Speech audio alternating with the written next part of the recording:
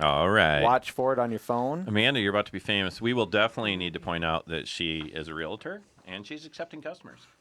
And I am a Cubs fan. And a Cubs fan. There's going to be some dude out there that's going to be like, I always wanted to meet a realtor that was a Cubs fan.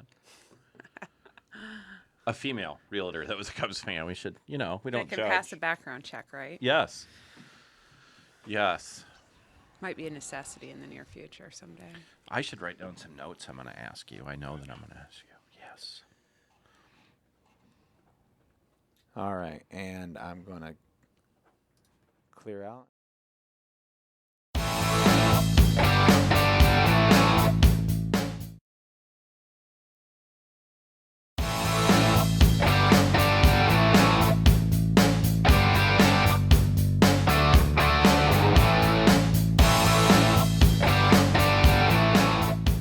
Yeah. Welcome back, everybody. All right, Mikey.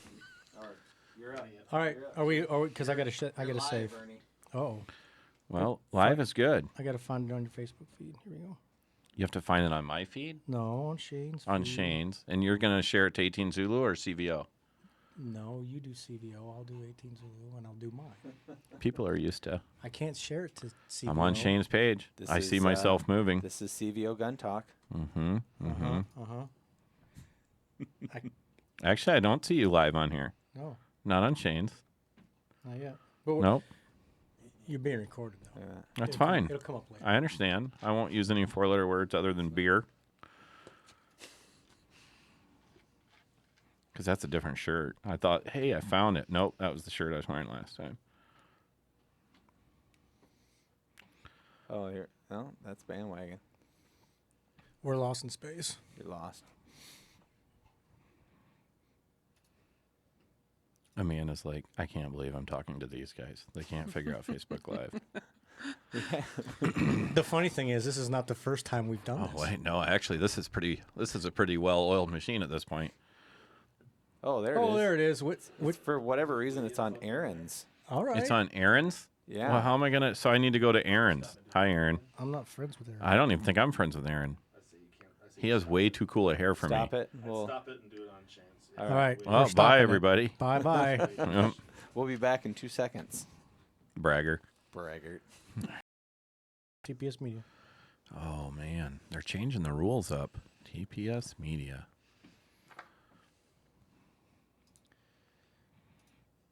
Here we go. There it is. And we got a monkey face.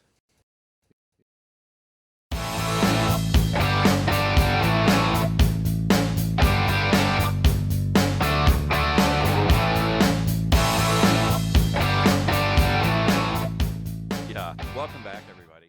You're live, sir. Yeah, I'm live. I just got to find me on TPS. Yeah, And it's like the first one. there we go. We're going to share that, See, I too. just shared. I shared. You shared there. Onto CVO? No, I didn't do CVO. All right, I didn't think so. I can't. I can do training, but not the CVO side. Here we go. There you go. One person is looking at you. That's all right. They're watching you read while you move your mouth. We could try to purposely throw it off, make it look like one of those subtitle like movies. a Japanese movie. All right. I shared it. We should be up and rolling. Alrighty. This is that behind the scenes thing that everybody gets to see, right? That's right. Like the fancy world versus the unfancy world. And Countdown. countdown. 3, 3, 2, 2, 1. 1. That's where Simon says, you guys are on. He make it all fancy. You guys ready to go? All right. We're just going to start talking the world. Welcome back to CVO Gun Talk, where we actually have a special guest today. So, Amanda Brandt, welcome. Thank you. for Nervous? having me. I'm horribly nervous. All right. Well, I'm proud of you. Even if you're nervous, I'm proud of you. I expect you to be nervous. I understand. So I'm going to dive right into this. I've known you for a long time, as in I've known your parents for a long time. It would have been last July.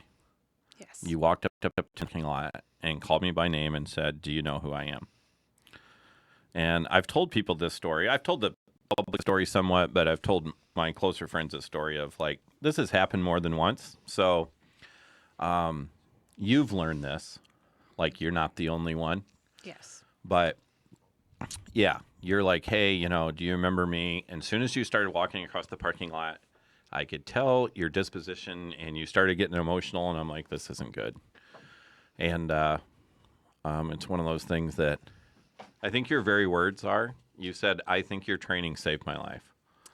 Yes, I do recall that. And I have told people that, being a business owner, and we're all not all millionaires. We have normal lives like everybody else with taxes, stress. And that was like, there's times in life that even though I'm motivated and I'm going to keep doing what I want to do or what I am doing, that was like the paycheck you get that day was kind of like that. That's what makes people keep going, as like a lot of small business owners, there's times you don't, I don't pay myself, or, hey, we're not going on vacation, or, hey, I can't afford that, or I still drive a rusty 2008 car and I make payments on it. But when you came up and said, I think that saved my life, that's the best kind of page in the world. But it's sad to hear, but it makes me want to keep going.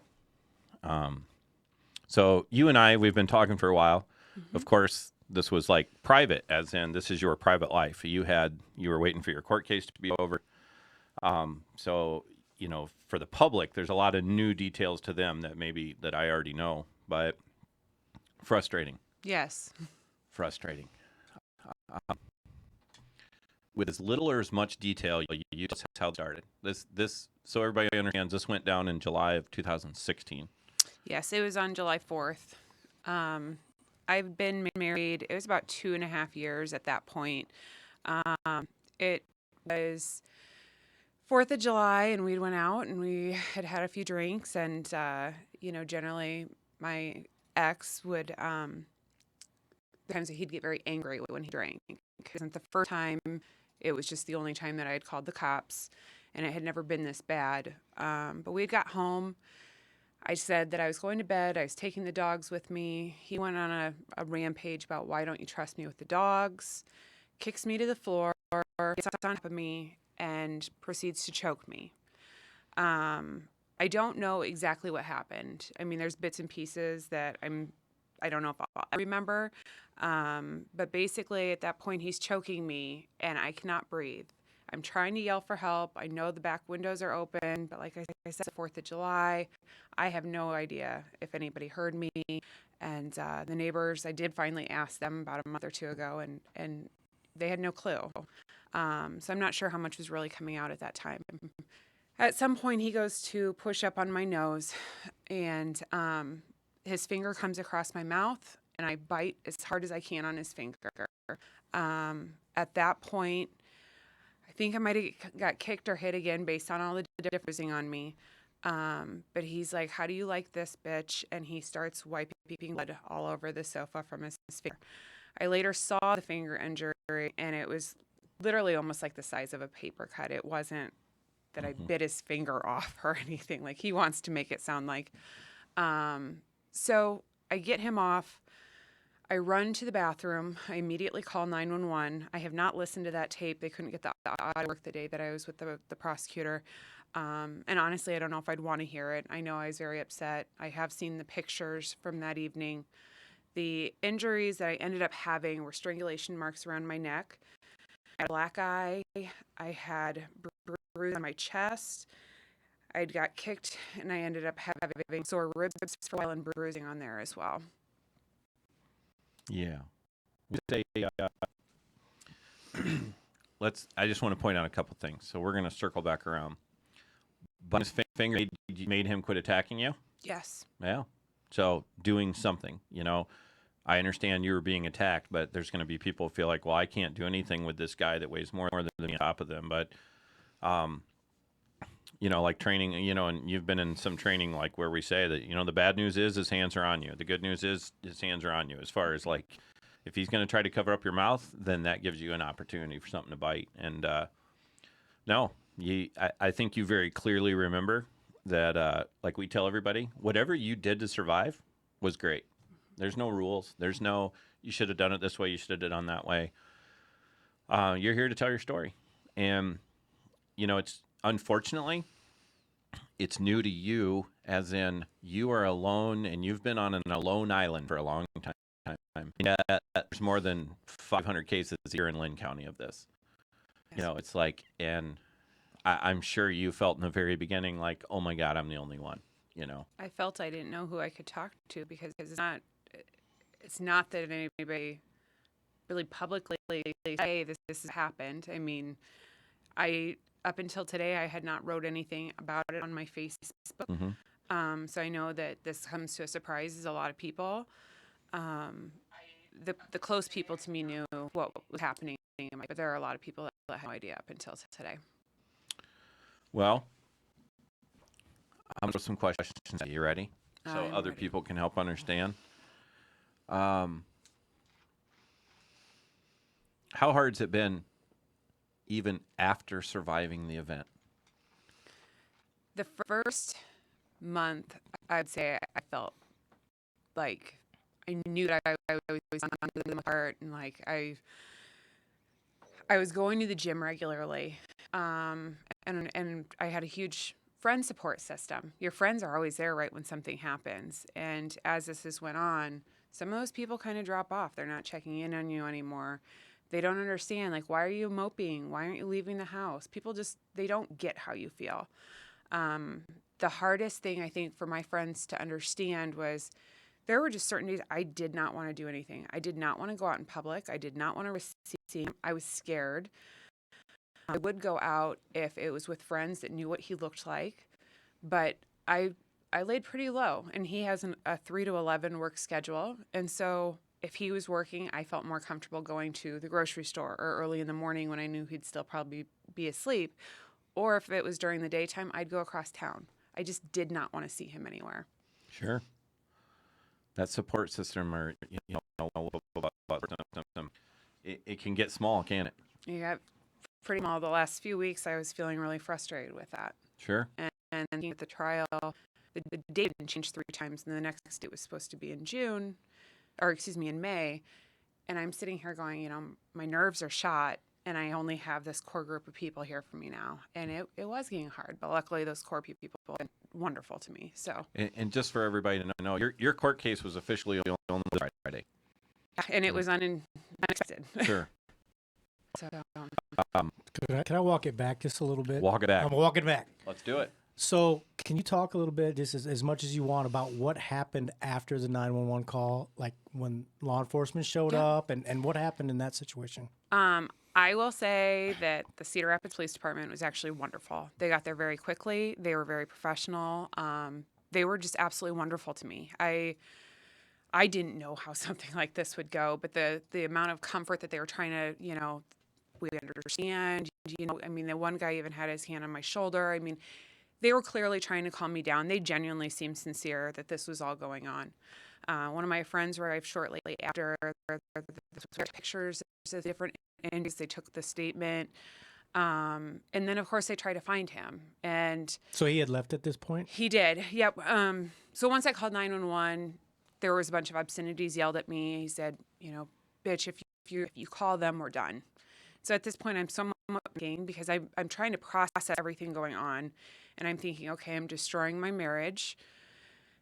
And I don't know what's going to happen. I'm going to you have 5 million thoughts running through your head, and you don't know how to deal with that at that time. He grabbed a bag and what I believe to be some drug stuff from the garage. I did not know that this was in my house. I've later found evidence of other things. So there were other issues going on. I had no clue about my entire marriage. But he fled, and we tried talking to his mom. The cops went over to his mom's house, and she said she had no idea where he was at. So he didn't get picked up until 11 hours after the incident. That time he already had plenty of time to kind of formulate what his story was going to be. And his story has kind of changed at various points. But the latest version that he had given coincided with my injuries to the point that he was trying to me, then he said that we're wrestling around on the floor. So he tried to work it in his favor on how those marks got on me. Sure. And so once the police left, kind of what happened there? I mean, well, my frustration on that part, everyone wants you to leave your home. and both times the cops have been called, they want you to leave, and I'm just kind of like, I'm not leaving my house too, right? Yeah. Yeah. Yeah. So, I kind of jokingly, I'm like, well, I have my permit to carry and I have my Ruger LC9, and they're like, oh, okay. Like, sure.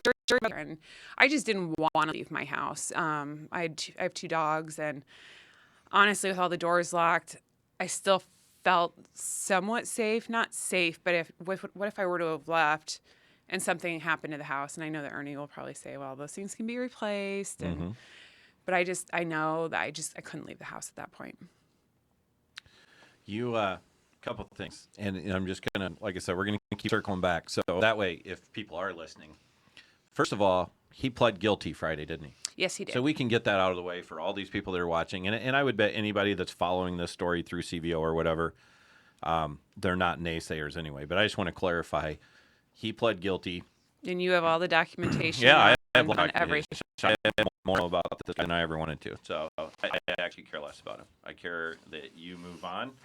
I'm excited that you want to share your story, and you know what I mean by excited, as in I didn't want to re-meet you this way, but when you said, when this is all over, I want to help other women, well, we have a platform for that. We're all about you helping some other women because, and it's, I told you when you brought your friend to carry class again, right? Like a second, and it's like, you unfortunately know more than others when I say, there are times you probably thought like, oh, he's bringing this up in class because of me. He's talking about this because of me.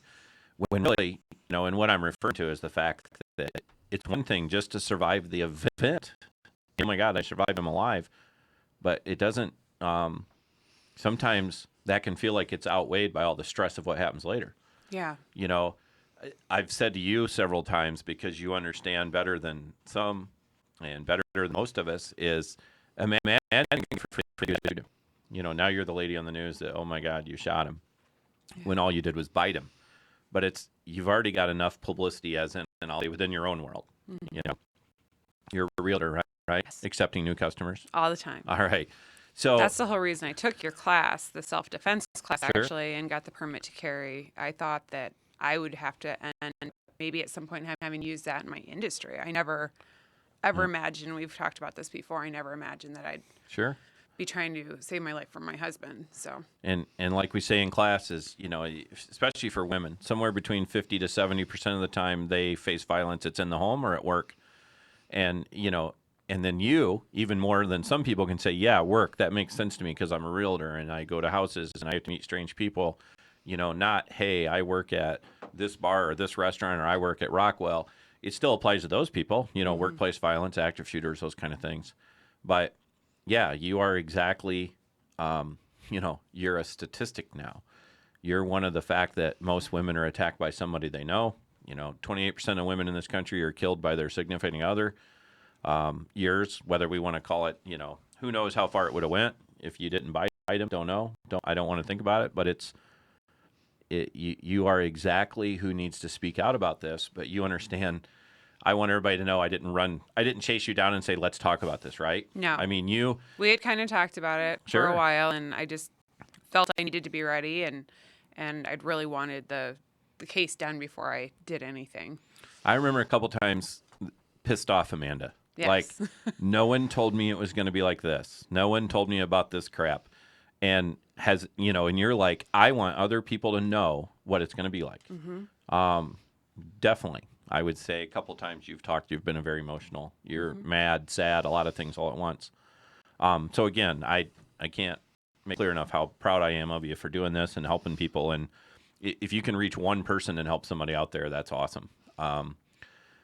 I definitely think, I've told you before, my words toward you is, if you want a soapbox to talk to women about this, I'm going to give you a soapbox. We'll give you a really big soapbox. And several things I keep going back to. When you said, there's things I may never remember, right?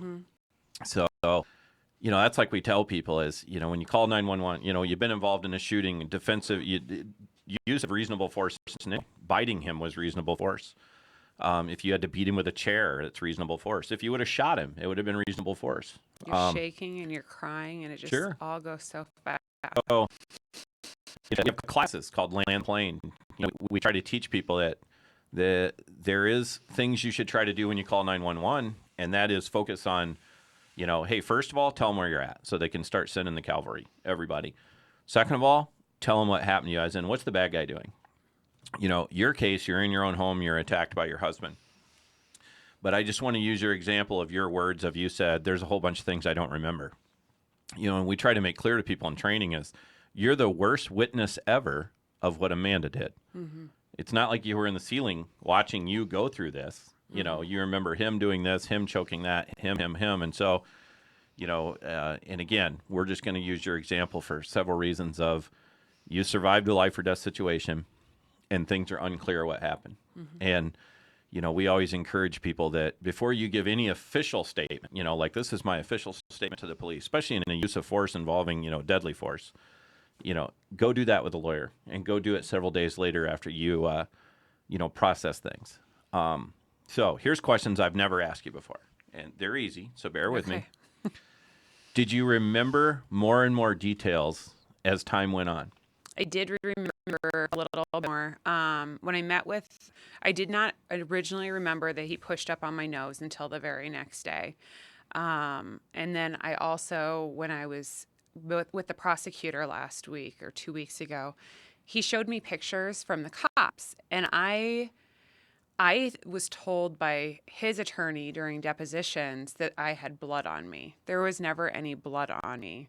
I had the same outfit on that I had worn that night. I'd clearly not changed my clothes or anything. So it is kind of weird how they try to trick you up on some of that stuff, and it makes you start second guessing, like, did I change my clothes? I've changed my clothes. And so some of that, until I saw the pictures, I didn't officially know. I didn't remember whether or not he did. Sure. So you can see how people would say, days he pushed up on my nose, and they're like, oh, why didn't you tell us that the first day? Or are you lying now, or were you lying? She's got to then? be lying. Yeah. Remember that, right? No, Yeah. it's people that have been through traumatic things, and whether it's physical assault, a sexual assault, attempted murder, or a really bad car accident or whatever. Until people have been through really traumatic things, they don't realize, your brain's only going to give you information to survive seconds at a time. And then a couple days, they'll start giving you back some crazy, very clear pictures of things that happen. But even the bruising, some of the bruising, I didn't notice them right away. I took my shirt off, flips were there, and looked Sure. for it. I mean, I remembered the neck stuff right away. So as the week went on, I took pictures every day so Good. you could see how the bruising changed color. And obviously being in Iowa and being middle of summer, nice tan, till it started turning purple. I didn't notice some of it quite as much. Sure. So Sure. And another thing, I'm just going to use your story to point some things out is there's people that survive, and Mike's the medical guy, so I'll let him use the fancy words, but there's people that survived attempted strangulations, and hours later their throat starts to swell closed. True or false? Yeah, you can As in- damage the trachea and esophagus and that sort of thing. You get swelling. It's a pretty serious issue that happens with people that get trauma to that area. And I did refuse medical treatment that night, but I did go to the family doctor the next morning because my throat, it was very sore at that point. Probably tensing it quite a bit at that point. I was, You don't use the muscle in your neck a lot. So, yeah. Yeah. so I did end up seeking medical treatment the next day. Couple things. We'll keep coming back. Do you have a no contact order? Yes. Did he violate it? Twice. Yes. It doesn't mean a whole lot. No. I actually felt one of my frustrated days when I had talked with you. I said that I felt like making a video and burning it live. And So putting it on you're Facebook. saying on paper may not stop people from doing what they want to do. It's a shocking thing. Yeah. It is shocking. Yeah, I know. It's only smart ass when I say it, but Smart yes, ass when I she's- say it, too. Yeah, I know, but she's the real life example of and you'll remember in class we encourage all women, and guys too, get no contact orders. Make document problems with these people, not because this is going to stop someone from attacking them, but it's to establish that hey, this person is little and they broke the law, which is how the police ended up in your house on July 4th. But they're going to continue, and you have come to realize what, and I tell lots of people on Facebook all the time, and I get certain feedback from certain people about you're trying to scare people into this or this or this or this. I think you pretty clearly understand now you're the number one person to be in charge of Amanda's safety. You're like, Yeah. I can't have somebody with me 2027. no, So. it's, and that's the thing. Like you said, CRPD, even on a national average on it, Cedar Rapids Police Department has awesome response times, but look how much violence happened in seconds, you know, and nor did you see the violence coming, like you've already said kind of things as, hey, I had my carry permit and I have a gun because of my job, and here you are again worried about a stranger when the most common danger is somewhere around you. Not that it's always somebody's spouse, but brother-in-law, brother, whatever, cousin, the mailman that knows where you live, the delivery guy. Mike and I will talk about that later. That Oklahoma shooting. Why did they pick on that? Because they had made deliveries there. So. Yep. We always tell people it's usually someone that knows you, which is why it usually happens at home or at work. They know where to find you. And again, yes, your job description, if we didn't say Amanda is a realtor, anybody, is if you just wrote the job description of realtor, it sounds insane. Meet strange people in houses that you're not familiar with. You don't know how the doors open inward or outward or whether the locks work. And light switches. Yeah, where the light switches are. Or, hey, by the way, it's a foreclosure and there's no power, but let's meet strangers there and walk around. It's crazy. Yeah. It's a crazy industry, but maybe there'll be. In the past, I've known a lot of husband, wives, whatever. I've seen realtor teams. You almost start thinking that's the way to do it. That just always be two of you, always. And I know a lot of realtor teams don't even mean they go to the same showings together, but you almost get to where it'd be worth it. Always have somebody with you. But so how difficult is the process to get a contact order for people that may not know, or even thought they might have to do that? Was that difficult? Was it No. pretty easy? Or So one misconception a lot of people had is I did not file charges on him. Once the cops come to your house and they have the evidence that from the incident that took place, they're the ones that charged him with the felony. It is not me that pressed charges. So I know that's a big misconception. they're required to. Yes. Yep. And so even if I didn't want to cooperate, they would still have had the evidence in my statement at that point. But with that, they did give me the no contact order right away. It was just kind of like issued. I had something in the mail, or my attorney sent it to me just a few days later or something like that. But it was pretty much right away. So what was the verbiage? I mean, what did it say? Like, hey, stay away, or was it like pretty specific? well, or? I happen to have a copy. Oh, Yeah. very good. All right. Yes. Right. Stay away. Yeah. If he texts you, does that violate it? Yes. If he calls you, Yes. he writes you a letter. Yes. If he has a friend come and say he wants to talk to you. Yes. Yes. So people understand that. And it's a good legal loophole to have. I shouldn't say loophole. It is a loophole as in you need to set it so when he breaks it, you can have him arrested. And I didn't do that the first time, which we can certainly talk about. But, with the no contact order, the last incident that you and I had talked about was on March 7th. He broke that. And he called from a stranger's phone number. I had a witness, automatically put on speakerphone. He was yelling into the phone, though, so you could hear before it was on speaker. He was not picked up until the 16th, the 7th to the 16th. What was that like? That was frustrating because he obviously knew I had called the cops. And so it just made me panic that much more because here I've ticked him off again.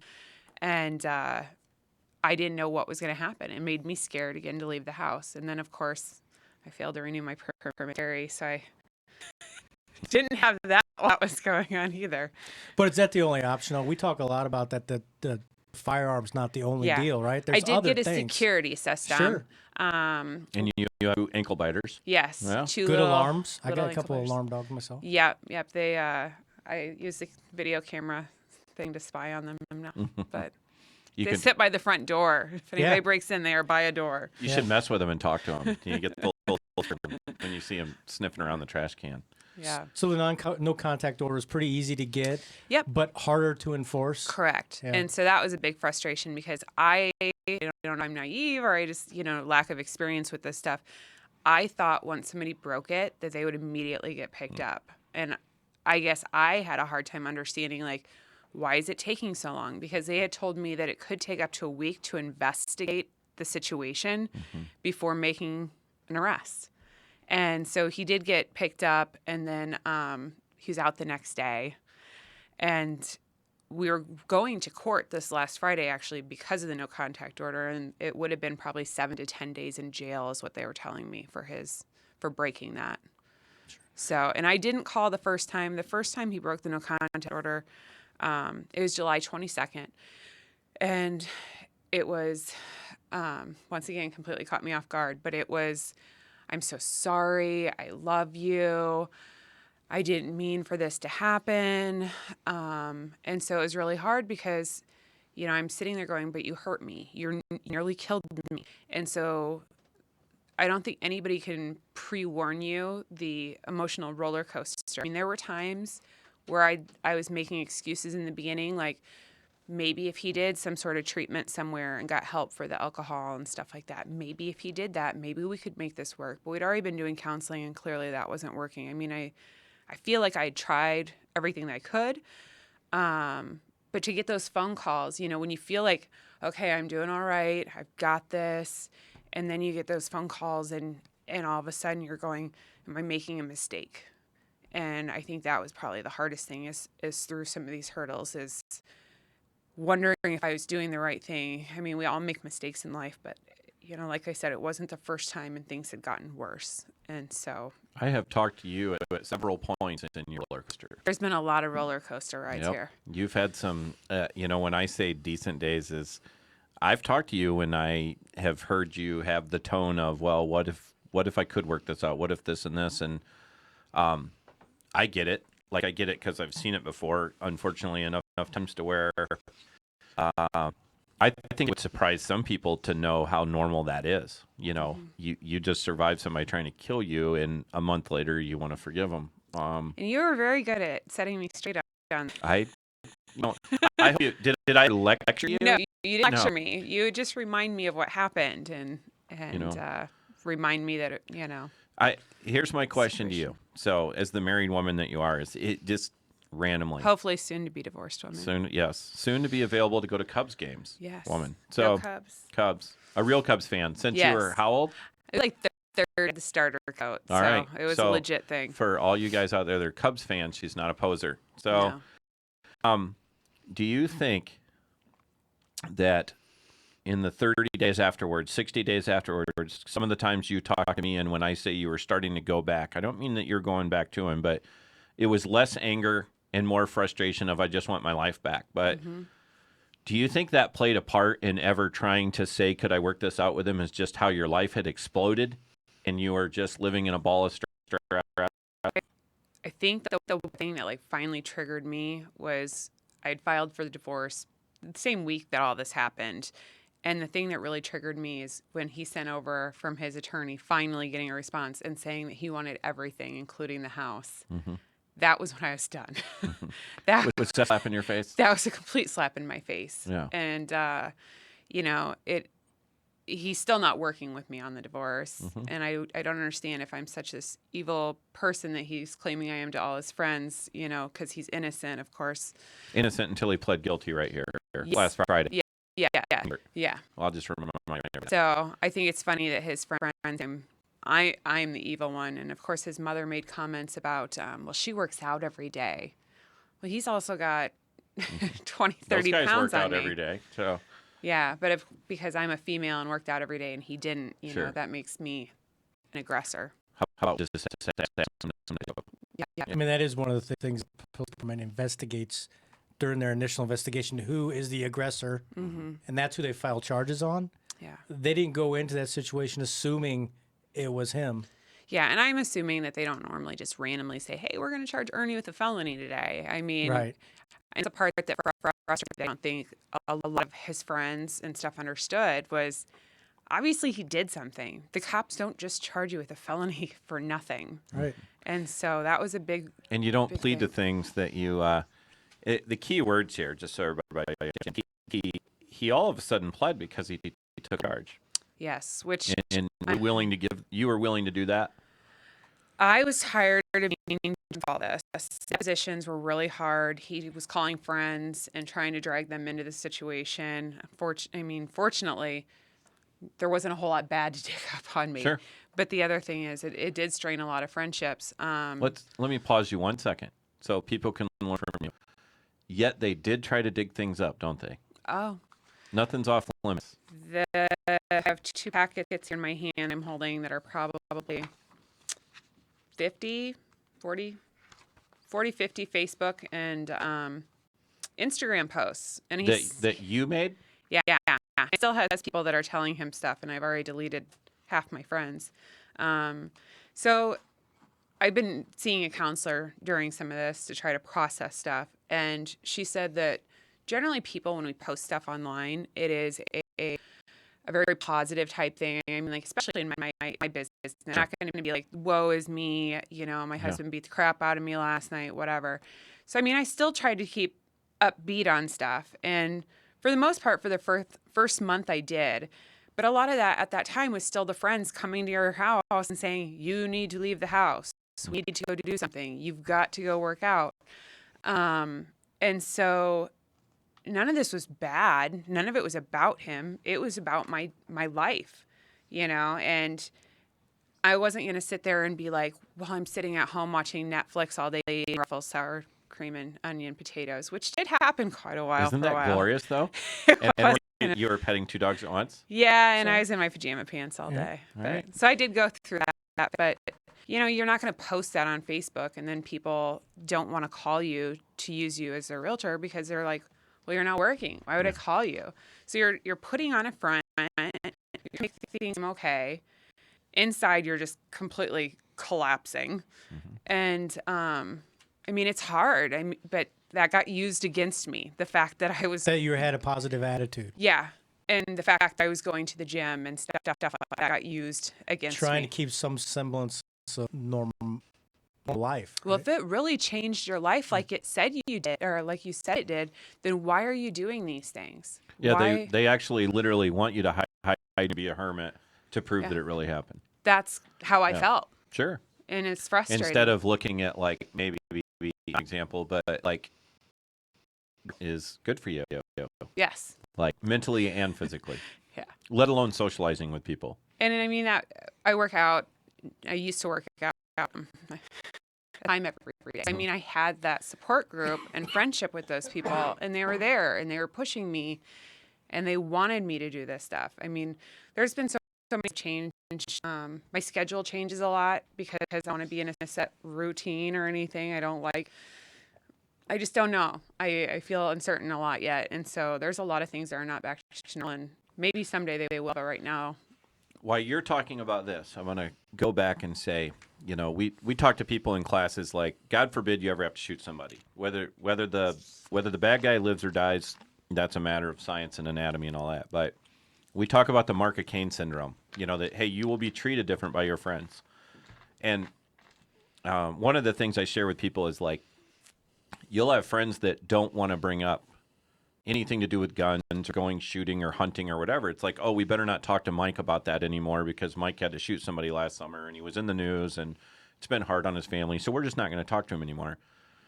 So tell me a little bit how that rings true to where people don't want to talk to you. You know, you've told me before, it's like, well, my support system started out big and it got smaller and smaller and people fall to the wayside.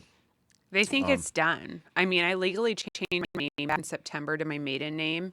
So people just like automatically thought like I snapped my fingers and I'm divorced. I'm still not divorced. Sure. And I think part of that too is they don't understand how long the legal process is. They just assume like, okay, he got charged with something. You're going to go to court. It's going to be done. 30 days is over. Boom. You're in the clear. Let's go to Vegas for New Year's Eve. Yeah. I mean, I don't think anybody really has any idea. I mean, the first trial date, this happened July 4th. The first trial date was set for October. Then it was supposed to be in January.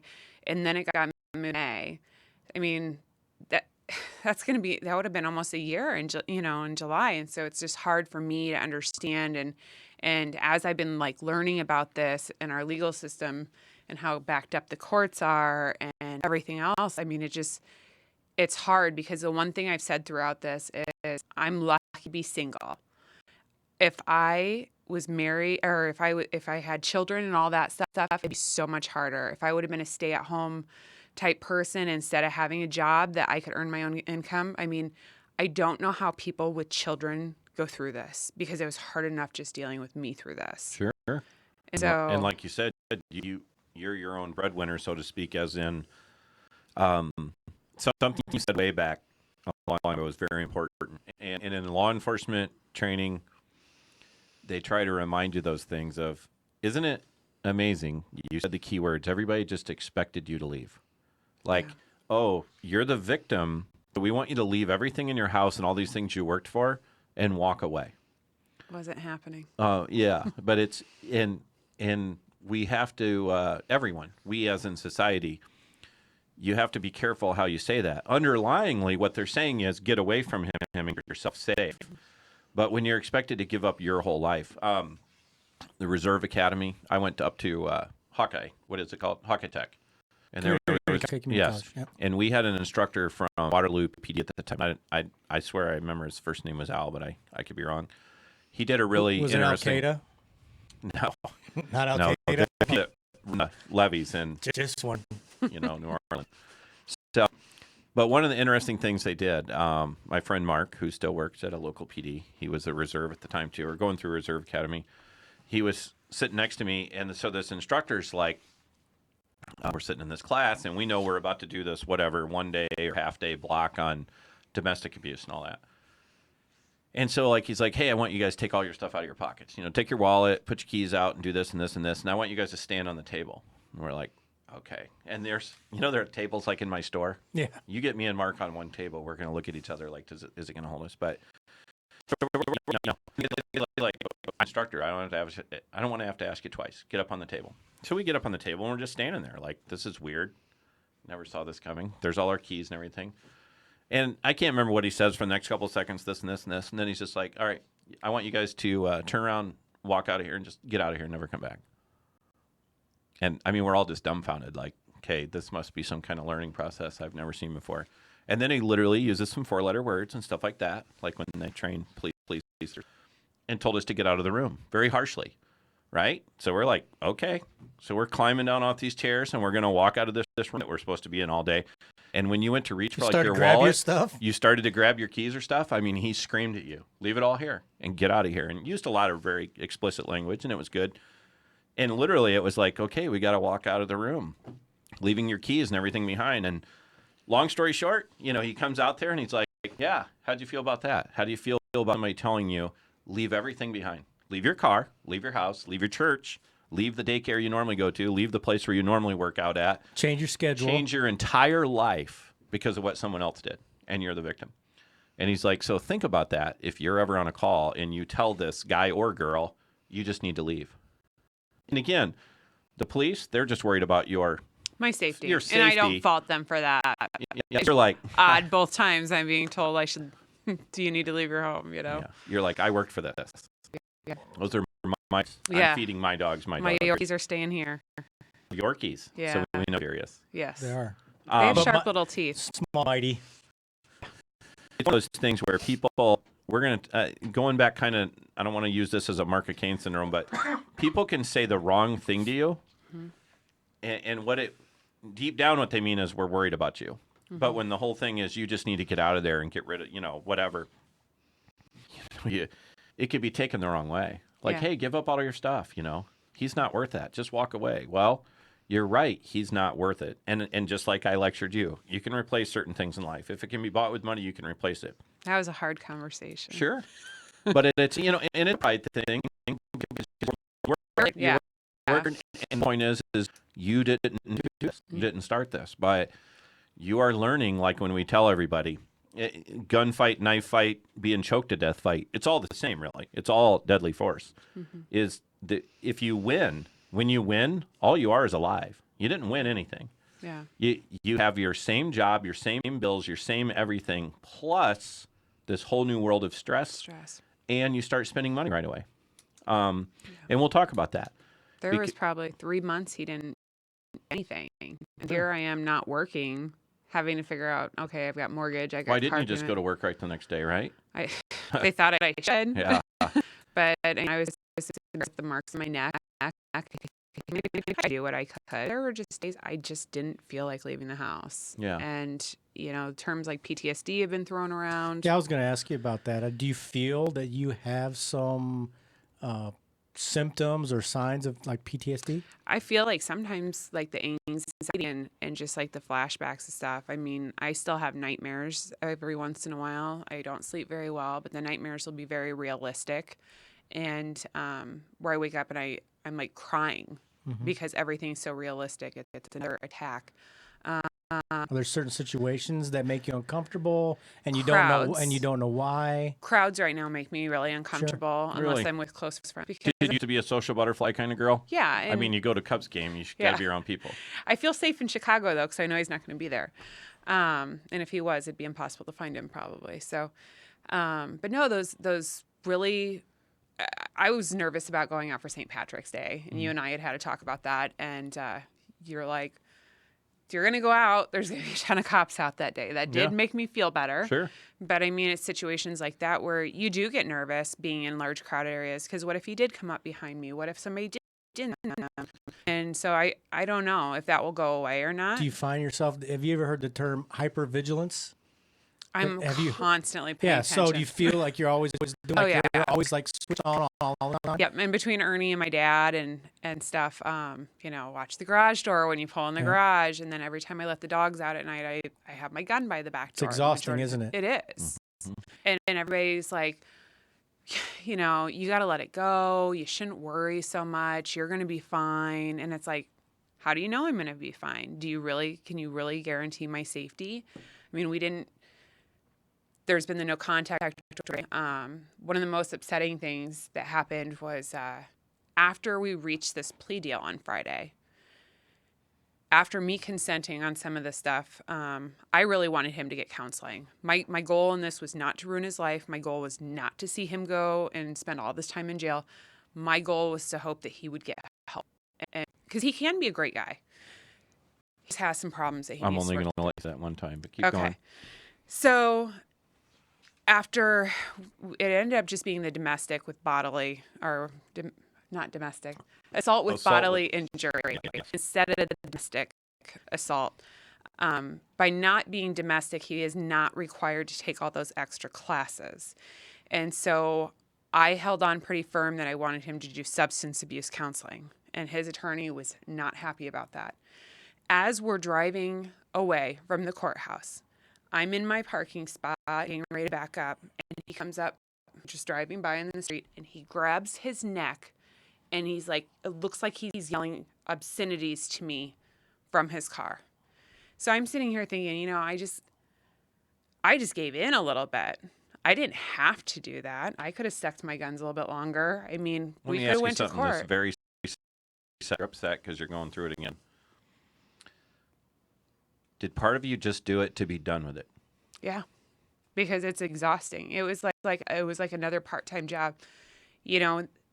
When people say stuff about you, and then you're trying to find, for example, there was a girl that played softball that was saying some stuff, and she didn't know Mike. Mm-hmm. She knew me a little bit, but we're not friends. And she was saying stuff, so I had to talk to the guy that runs the softball thing to see if he'd say anything about my character, to dispute some of the stuff she was saying. I mean, it was like literally a full-time job, just always trying to like count what was being done. And of course, on all these Facebook and Instagram posts, there was not a single one printed out that said, modifying my workout today. I mean, I never fully said why I was injured. I just said I had a slight injury I'm working through. I'm modifying my workouts. Not one of those posts was pulled. Only the ones that made life look all perfect. So, Sure. Nor did you ever go on there and rant and rave and say what he did to you. no. So Today was literally the first day to post anything about the... yeah, you definitely told Jim you went from not saying anything to we're out there now. Yeah. I promise you, more than a couple hundred people are going to see this video in the long run. Yeah. And again, you told me wholeheartedly you wanted to help people, and we'll see how far you take that. As in, sadly, it's like when you're in a room full of people. They joke about it in the Army. If you look at these line of Army guys and say, 50%, they'll all look left and right and be like, poor son of a bitch Yeah. next to you. Poor guy like next it's to never me. going to be me. You're in a county where this happens. There's more than 500 cases a year. And as you now very well understand, most cases don't go reported. Not just, charged or pleaded to something. they don't even get reported. I read an article The recently. national average is less. They ease on 20%. I think it's as low as only 10%. So if Lynn County has 500 cases that are going to court, does that mean there's 5,000 cases a year? And based on 180,000 people in Lynn County, it really probably is. Well, based on what she already said, it's surprising though. Your first thought was, I'm going to ruin my marriage by making this phone call. Yeah, You I was were- terrified. Yeah, you weren't sure you even wanted to do it. No. Yep. And I mean, for the first month, it was a lot of back and forth feelings. And my friends are going, no, you are not doing this. And, you As know, in not backing out of this. they did not want me back with him. My friends, Sure. me, but Well, you said something important, and I've learned something from you. Is like this would be how do I?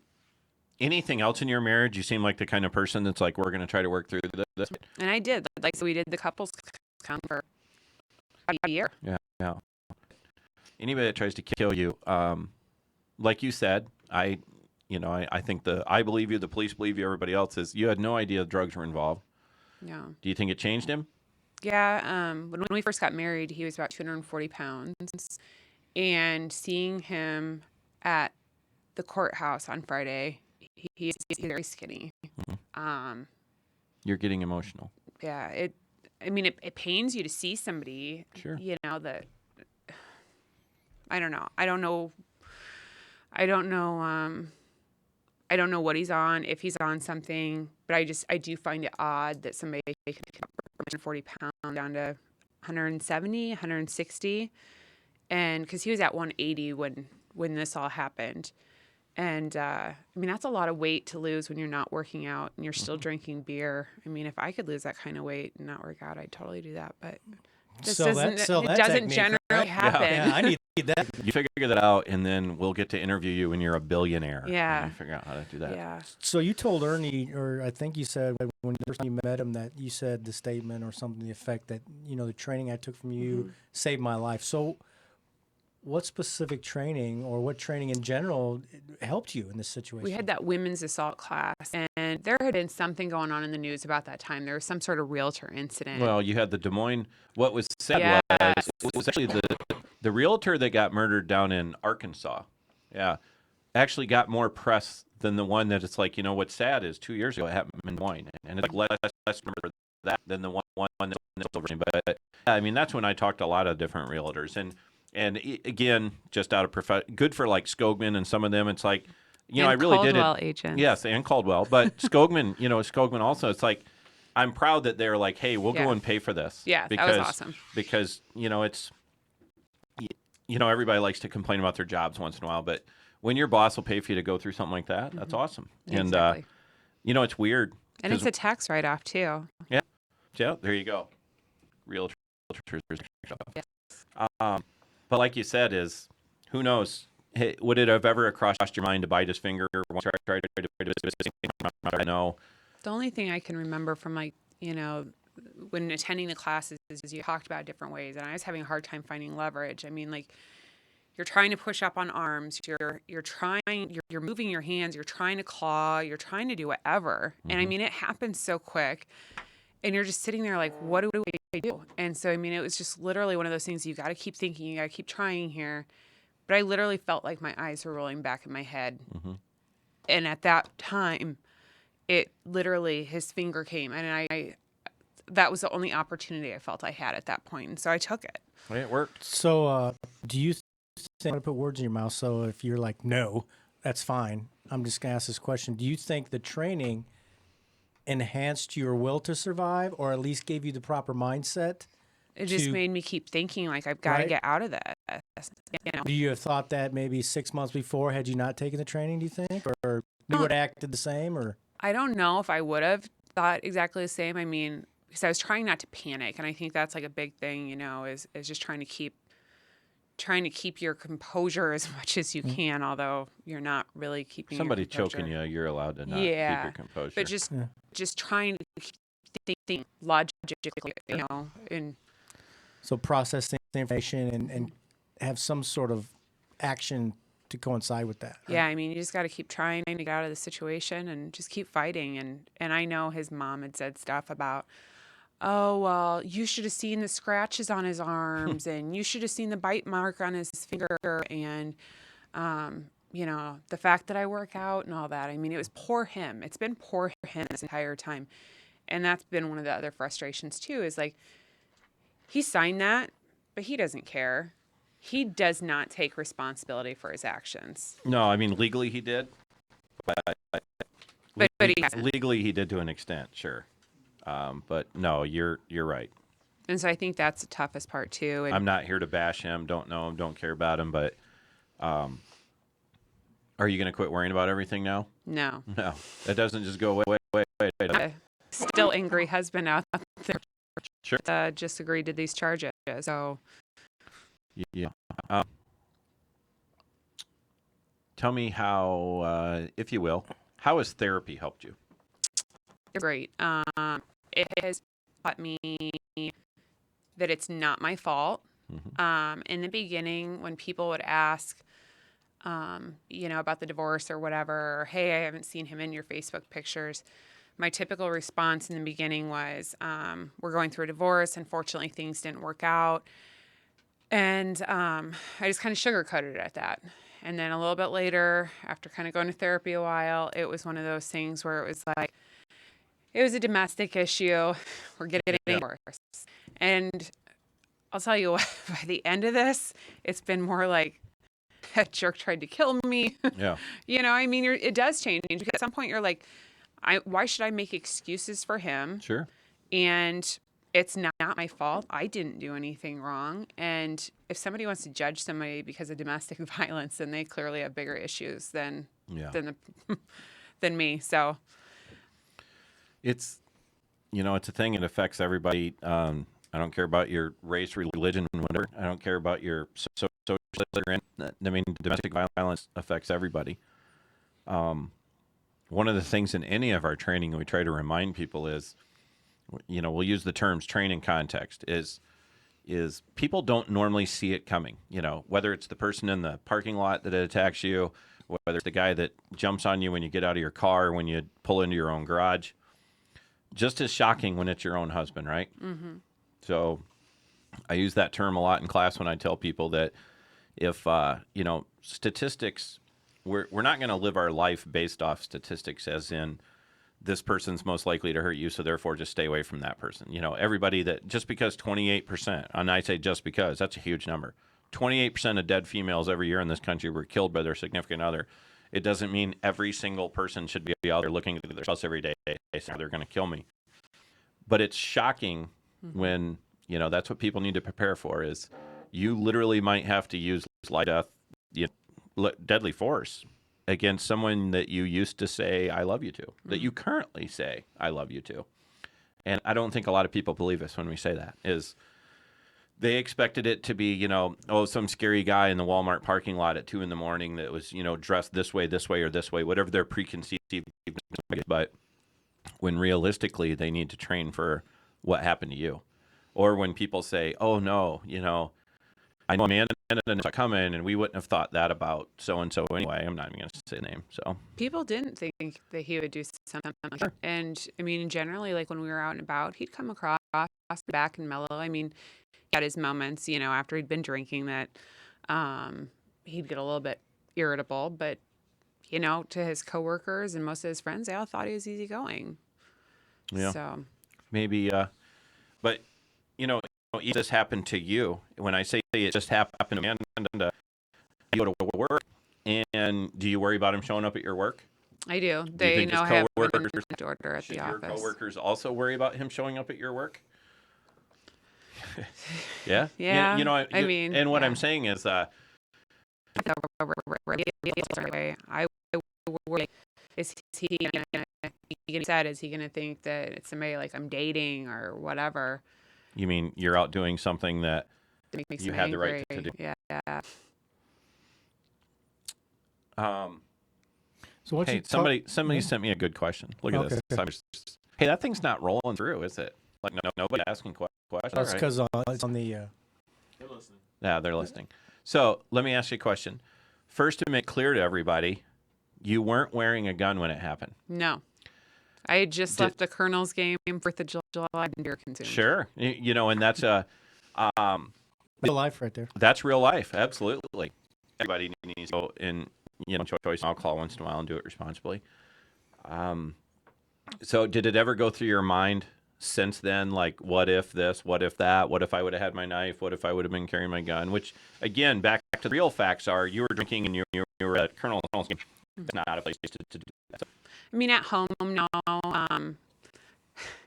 The other day, there was a delivery that came to my house, and I didn't know who it was, and they rang the doorbell a second time, and I'm like, oh man. So you're having a little internal battle. Like, do you answer the door? I don't know who it is. The answer is no. I did, with the gun in my other hand that was behind. But it sits How many on my delivery guys actually do have no idea? They're like, oh, I met this nice lady, that she got her Cubs coat sent. Or really, she's on a gun behind the door. Quite a few, I'm sure. Yeah. Honestly. So I mean, you do start. I am weird about that now. I hate answering the door. And by the way, some people dress up like fake delivery people to do home invasions. That's like a real thing. Yeah. You can go watch videos on the internet of it. Why am I gun now? Sure. So it's But- all good. Just to make it clear, because I know you know this, it's not a magical tool that always helps you, is it? No. You know, Hopefully they see it and off running. that would be great. Yeah. That's what we call psychological stop. Yeah. Let's count on those. I can always know. count on It'd be those. nice though. I've said this a couple times to you. It's like, think about if you would have shot him, which would have been 100% justified. I'm not a lawyer, but I'm going to go out on a limb here because, first of all, we all know Ernie's only a high school educated guy. This right here, what he pled to, is already enough that, yes, you could shoot him. So the point is, you could have shot him. And when I say could have, legally, you could have. How hard would it have been? Let's say you were even sober and you were wearing a gun when it happened and how it went physically, like literally where it was on the floor, wherever. It's not as easy as people think, is it? At that point, I don't think I could have done it. I mean, if I was in my bedroom sleeping tonight and he broke into my house, it might be a little different after everything I've gone through with all this. But I mean, like, you talked about it enough in your classes and to me, like, this has been bad enough going through, and to imagine the public scrutiny of Sure. what I'd go through if I would have shot him or whatever. Sure. The other thing, you had got me to consider getting a knife. And not really nice, because that's something that you can carry on you Sure. every day, all the time. And so that's a nice option too, We have a knife class you're going to come to this summer. And Rita's real Italian guy that can come here from California and teach you how to use it. All right. Yeah, he does. He talks that way. You'll remember him. And again, so not to mix your story with other people's, but just what you said is you've already lived it. I shouldn't say starting to get, you've lived what it's like to say, look how scrutinized everything is, dragging your life out into court. There's still somebody that is on my Sure. stuff sharing information with Yes. him. There is someone still that's screwing her over. So quit doing that. Yeah. So- And I did post something about that today. I said I was doing this, and Sure. go ahead, tell him. You just need to live your life. There's always that. We got a question from Carrie up there. Wants to know, she missed the first half, and just so I'm not missing, she wants to know if your husband is in jail, and he is not. No, he was in jail for 30 hours, and then when he got picked up for the no contact order, he was in there for less than a day, and so he charged a felony and ended up, pleading less, but he will have some jail time. I don't think that has been determined yet. It says that this official copy of what he has signed in his plea agreement says that he understands pleading guilty, he could be sentenced to up to 1 year in jail. I think that the way that one of my attorneys explained that, he broke the no contact order Okay. again. I'm not exactly sure. That's the other thing with these legal documents. This agreement is totally launching 180 days in jail, but all at 2 days suspended. So if he violates the Yeah. provisions of, is he on probation? He is on probation Oh, yeah. now. So Does And that make still you feel won't safer? divorce me. I was going to say, yeah. That's the catch. I'm like, man. I don't mean to make light of it, but all I can think of is Dumb and Dumber. It's like, you're saying there's still a chance. So, No. so Carrie, the question: how many minutes of that go? It's not in jail. I don't know if he'll end up in jail again. I guess that depends on if he stays away from you Yeah. or stays out of trouble. I hope you never find out, as in he doesn't come back. Yeah, you talked to me on a Wednesday, I believe. It was a Wednesday, and you were like, he'd already the non, and you're like, they issued that Friday. You know, why is he not in jail? And I tried to do my best of telling you, like, if you remember, I'll tell you very much what I said is, you know, they went to his house and looked for him. Mm-hmm. He wasn't there. And, you know, they're not just going to go, oh, well, where could he be then? Then let's everybody go find him. They're just moving on to the next Amanda's case and the next Amanda's case. And, well, maybe this guy will be home that beat up this woman. Maybe this guy will be home and this beat up this woman and no contact. Or, you know. So they probably issue Bolo and be on the lookout for, and then like if he happened to get spotted, Yeah. he gets scarfed up. And that's the frustrating thing through all this. But that's It the just- reality of this Yeah, thing. it just Yeah. makes you feel like you're not a priority. And I realize that, you know, having talking with you and having talked with the prosecutor now, you know, the amount of time that it takes these cops to process somebody when they bring them in. And so they might only get 2 of them in a day or whatever. And so, you know, it is frustrating because when it's your life, it's super important to you. Sure. And I'm sure there's other people that have other things too. But I mean, it is frustrating because you've called the cops. He's angry. He knows he's in trouble. Well, that's the good and the bad part about living in this country is they have to protect the accused rights as well. So, I mean, they have so many hoops that they got to go through that it does get frustrating. Yeah. Yeah, and like brought up, I had told you, if that deputy has a great day and he goes out and catches 2 of these guys, his day's done. You know, Yeah. he's got 20 people he's looking for, but he can't take all 20 to jail today. It's not going to happen. It just seems like this process is so slow. Well, sure. You know, and All over an event that took 3 seconds, 5 seconds, 10 Yeah. seconds. and then to have it be drug on this long, you know, there's got to be ways that stuff can be changed to make things more efficient or something. I mean, it's not finding a situation where you're there waiting. So, Did you on this show we don't sugarcoat the thing, right? So Not hard. were you ever frustrated with your local attorney's office? yes, that Sure. might be an understatement. But you I did kinda- hug him on Friday. Yeah, I know you told and me you hugged he him. and looked really shocked and scared.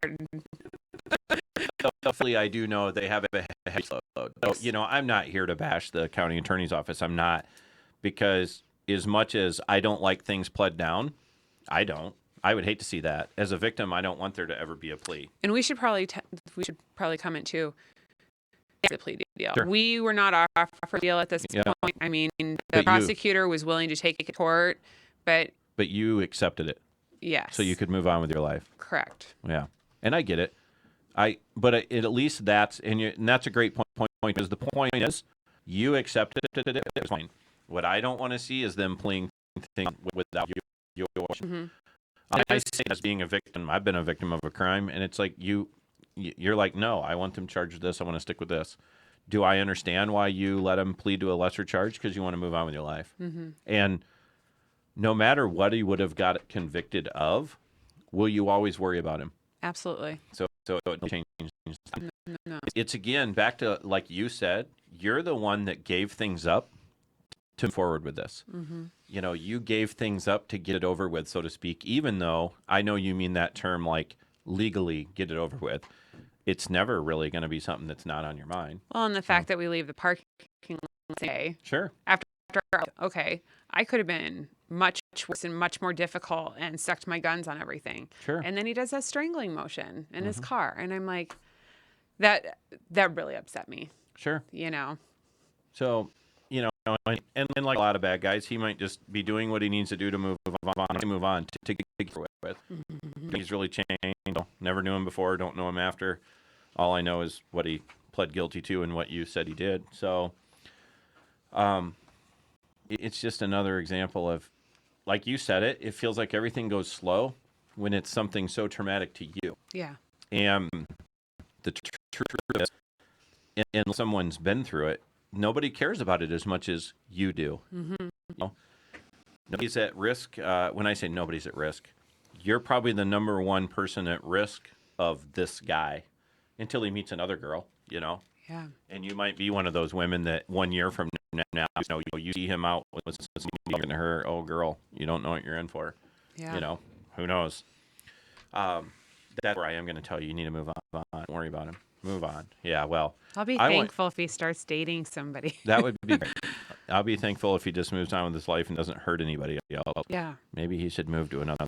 I want to look through some of your notes here. Let's see. Can we do a plug for the crime victims Yeah, program? I was going to ask Yeah. talk about that. Then. Yeah, you talk about whatever you want. You're the guest. So I love the crime victim program. I had no idea, they give you this little pamphlet when they come to your house, and we have the huge paperwork here from the stuff. So you pack it and you're kind of like, what is this? And my first thought was, I'm not going to qualify based on my income. This is probably for low income.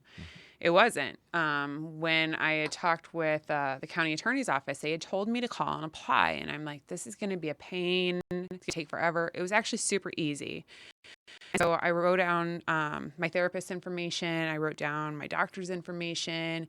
And they reimbursed me for the cost of the visits. Sure. And he will have to pay this back. They did have a $500 deal for security. So I got my lock-free away, got the security system. They do look at like what your income was. My income was down almost half this past year. I was on track as of June 1st to do better than I had in 2015. This happened, and last half of the year was not very impressive for me last year. So they did compensate me for some of my work that was lost and everything. They also, sorry, I'm getting nervous again.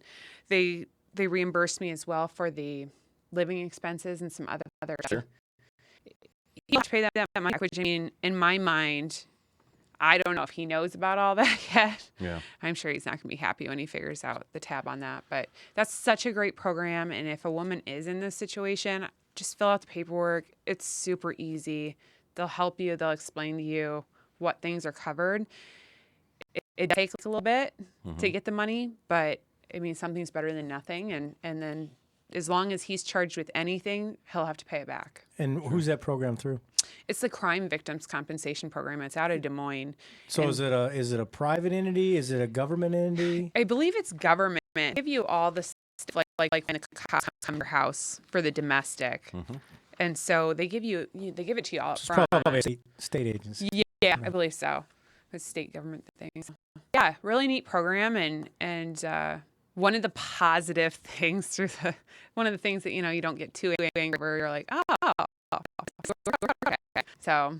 Well, yeah, like I said, it doesn't replace your peace of mind or what you've gone through for the last year, but so you're doing good today. I know you're nervous, but you're doing good. Would you want to talk to people in the future? I'm certainly open to it. Would you like to? What if people get a hold of me like they often do? What if they send a message or email or whatever it is? Can I talk to her? Can I come meet her at your store and talk to you, or I have some questions for her? Would you be up for helping somebody with that? Absolutely. I had two friends actually reach out to me during all of it, and they kind of knew something was off, and they had reached out, and they had been through situations, not to everybody's situation is so different. Theirs had similarities with abuse and whatnot, though, and it was so amazing to be able to talk to somebody that shared pieces. Because otherwise, you do feel like you're alone out there because nobody talks about it. Sure. And so, just to have those people, that meant the world to me at that time, and still does. That they would share their story with me like that and Yeah, it's try to help me. It's important to not only one. Definitely. Said I'm sure you met people in your life or whatever that they maybe don't have as many friends or the same support group you do, or like you said, not have the same support group and have two children that rely on them, and that's quite a load for them to take care of. Yeah. During all that, worried about their safety, worried about your children's safety. And if you are the friend, don't you're a person. It's, Sure. I mean, it's hard. I mean, Mickey and Ann, they have both been so amazing to me. I just can't imagine my life without those two. Thank you, Nikki and Ann. Yes, you're awesome. So And my family's been pretty cool too. If I don't say that, my mom will probably get it with me. I so. wonder if your mom's figured out how to do Facebook Live yet. I don't maybe. know. Probably. She's pretty smart. If you're out there. So just to clarify, we'd like to have you back, or I'd like to have an opportunity for people to meet you at the store sometime in the future. You want to go forth and keep helping people with this? Absolutely. Are you going to stay for how the? Let me ask you this. I want the legislation change. There you go. You were because talking that's- about wanting to do something. I'm like, That's the big thing. well, good luck. So I don't know. I might start writing some letters and see if I can get any response out of some of our What would you want to change? timeliness of all this. And, obviously everybody's situation is different. So it's not like they can hand you a little guidebook and be like, this is how your story go. But nobody told me the trial would get changed 3 times. Nobody told me, how nasty depositions would be. Nobody tells you this stuff. And I mean, like, you kind of, I would have came to you day one. It would have taken you hours to explain Sure, how everything was going to go. sure. And so, I do feel like if you have somebody that kind of knows what's going on, it's helpful. But the no contact order, that still baffles me. Like, you break it, I thought I used to jail. Yeah. And they swept and got him right there. Yeah, I So- was kind of hoping so. The black helicopter. Yes. Something. We wish it could be like that. Maybe we say they'll do that with drones in the future. They'll just reach Yeah. down, grab people by the head, suck them up to the drone, take them off to county. So, Yeah. Say, hey, look, your mom's made a comment. Barb, Or, Oh, oh, it's hi, not Kim. Mom. Oh, her no. first name Kim. No, Kim's my dad. Kim. I'm sorry, Barb Kim Grant. There we go. I'll get it right. She did Mom, figure it out. she did figure it out. We're proud of her that she actually figured out Facebook Live. That's awesome. My dad, he goes on eBay now. Your dad goes on eBay. Yeah, they're surpassing. Is that dangerous? Oh, Is he like into collect cost of $1 billion, or he does some picking stuff. Where does he he? sells it. Yeah. And he tries to resell it. Yeah. Yes. They The have way a to do hobby that now. is you need to buy it in person at garage sales and Yeah. second-hand thing, and then sell it on eBay. He's He doing was at it a backward. sale He needs- today. Yeah. Well, no, he did buy it. Good. Mom He buy does the person, photos and sell on uploads eBay. it. Yes. Tell him to go follow Gary Vee on the internet and how much money you can make selling eBay.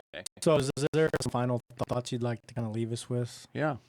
Educate us. To his friends, he's clearly guilty.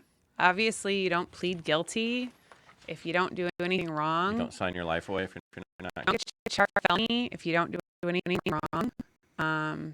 So to his friends that want to say nasty stuff, I could really care less. That'll kind of be my final note on those people, I guess. All right. We'll end with those, but honestly, just make sure you stick with some people and don't be afraid to talk about it. If you bottle it all up, there were a lot of tears, a lot of times, and a lot of ruffles in Netflix, but There's nothing wrong talking with about Ruffles it. on Netflix. If you and I would have sat down and done this a month ago, there probably would have been a lot of tears. Mhm. I mean, the more I talk about it and get away with this, and we had the resolution on Friday, or somewhat resolution. Sure. It does get easier, and I hope that will kind of continue to go as I try to move forward with everything, and hopefully get. So the we have divorce this done. whole other Facebook page called Men's Training Network. Yes. I want you to get involved with that. Okay.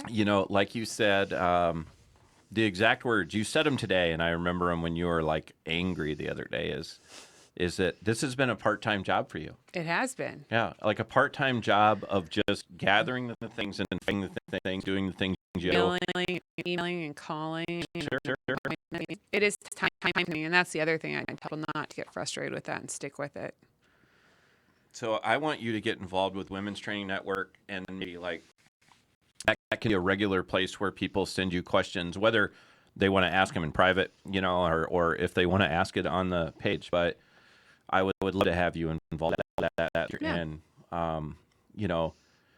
going out and learning how to save your life physically, whether with or without guns or tools or whatever, that's all super important, and we really believe in it. But people that know me well enough know that, there's a lot more to me, to Mike, to my store, and what we do is there's a difference between just surviving and still living. Mm-hmm. And you're just getting back to living. I'm excited about this. Sure. And you, Although I'm so worried, I'm excited. sure. I mean, you have to first survive to breathe there and live another day, and then you have to know what's coming after that. I want to put it. Unfortunately, nothing that happened to you is new. Mm-hmm. It happens millions of times a year in the United States of America, millions. So the problem is somebody like you can help everybody around here. You could be like the little hope around here. And I'm willing to have some other people out to you, and like you said, and maybe share their story. You can share your story, and maybe it'll turn out to be you can have like, a man today every third Monday of the month or whatever. So I hope we can keep you involved. Yeah, absolutely. I'm super proud of you. I'm not your parent. Yes, look, Amanda would love to have you at one of our ATN meetings. Oh. That's Julie from the store who runs that. Okay. She wants your help. Okay. You would. There's several women that want to get involved with that I think you would get along well and come from different backgrounds and would be a good wide variety. Most people don't have your experience with violence, and I'm glad they don't. You can have input. I'm very interested in not wanting you to have to tell your story over and over, even though, like you said, you become less emotional about it.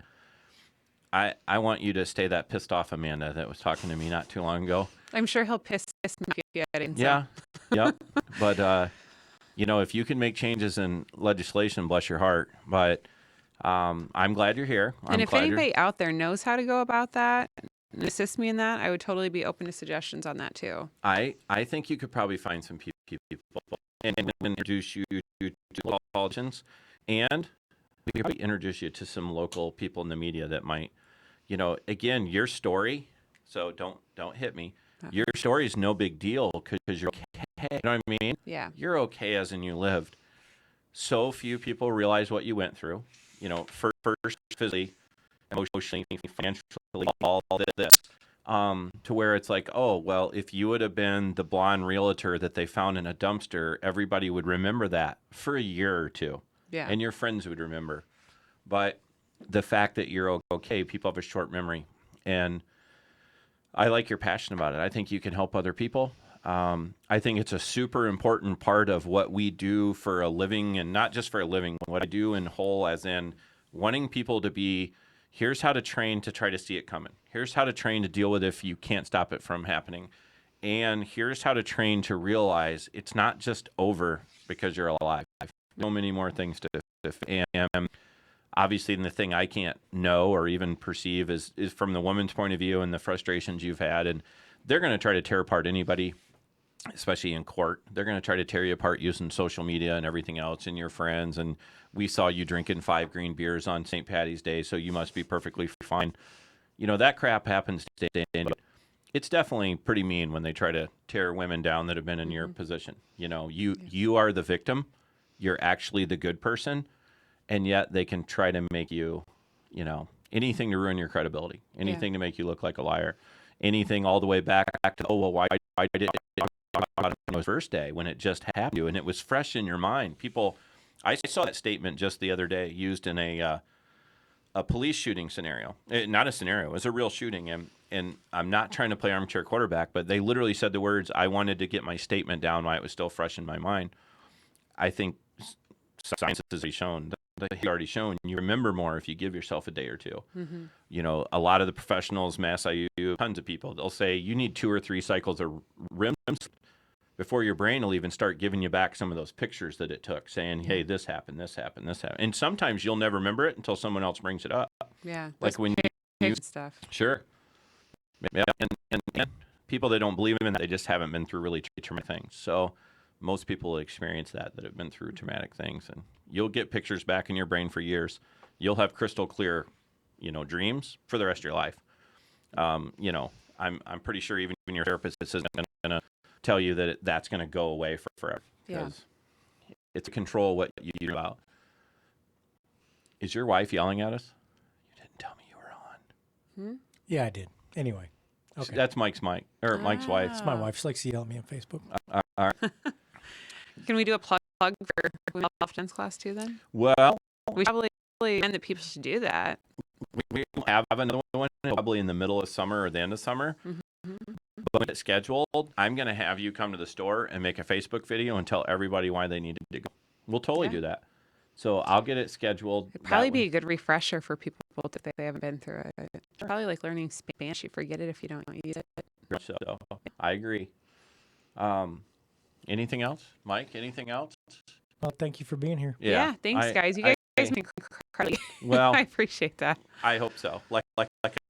It's just with the three of us talking, other than 45 people were watching you once, and a couple thousand people get in the next 24 hours. So, Hate on me out there. they don't. If they hate on you, then we will look them up and make funny faces about them and Okay. draw on the social page. Perfect. We're gonna keep rolling, right? Or are we gonna pause? What do you want to do? This is like real We're- life. we're We're gonna pause. Yep. All right. So officially, thank you very much. Yep. Thank I'm you, very guys. proud of you. I appreciate it.